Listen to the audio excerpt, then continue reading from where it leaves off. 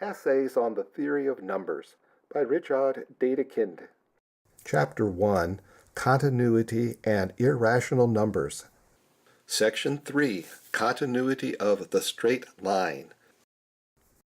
Of the greatest importance, however, is the fact that in the straight line L there are infinitely many points which correspond to no rational number. If the point P corresponds to the rational number A, then, as is well known, the length OP is commensurable with the invariable unit of measure used in the construction, i.e., there exists a third length, a so-called common measure of which these two lengths are integral multiples. But the ancient Greeks already knew and had demonstrated that there are lengths incommensurable with a given unit of length, e.g., the diagonal of a square whose side is the unit of length. If we lay off such a length from the point O upon the line, we obtain an endpoint which corresponds to no rational number. Since further it can easily be shown that there are infinitely many lengths which are incommensurable with the unit length, we may affirm the straight line L is infinitely richer in point individuals than the domain R of rational numbers in number individuals.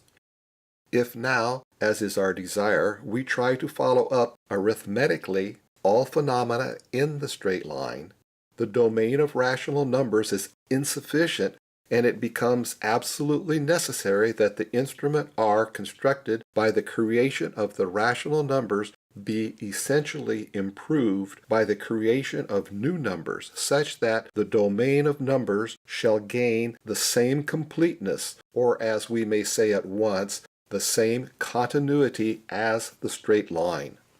The previous considerations are so familiar and well known to all that many will regard their repetition quite superfluous. Still, I regarded this recapitulation as necessary to prepare properly for the main question.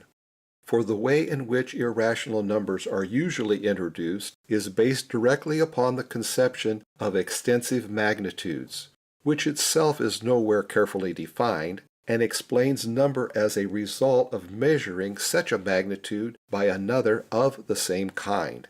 Instead of this, I demand that arithmetic shall be developed out of itself.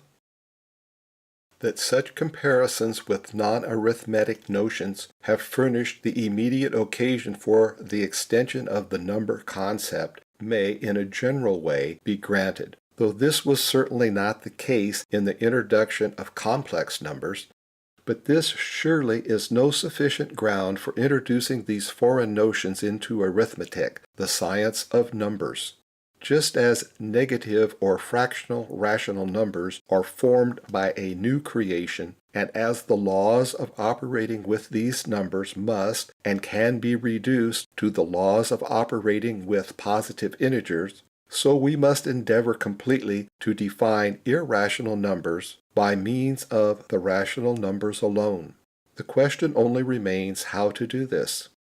The above comparison of the domain R of rational numbers with a straight line has led to the recognition of the existence of gaps, of a certain incompleteness or discontinuity of the former, while we ascribe to the straight line completeness, absence of gaps, or continuity. In what then does this continuity consist?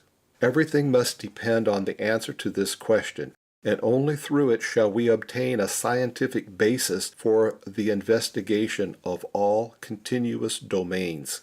By vague remarks upon the unbroken connection in the smallest parts, obviously nothing is gained. The problem is to indicate a precise characteristic of continuity that can serve as the basis for valid deductions.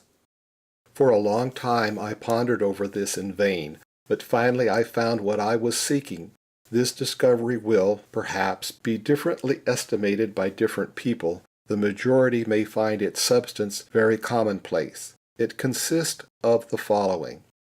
In the preceding section, attention was called to the fact that every point P of the straight line produces a separation of the same into two portions, such that every point of one portion lies to the left of every point of the other. I find the essence of continuity in the converse, i.e., in the following principle.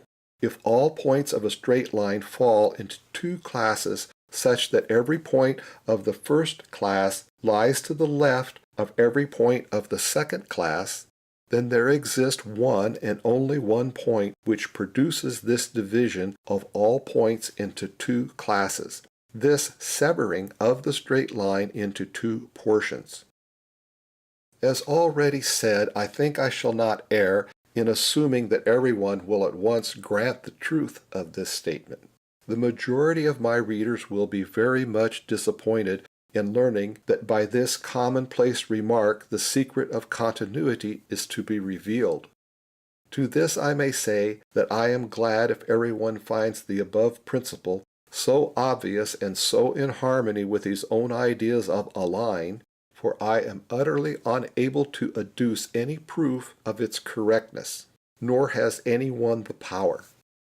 The assumption of this property of the line is nothing else than an axiom by which we attribute to the line its continuity, by which we find continuity in the line.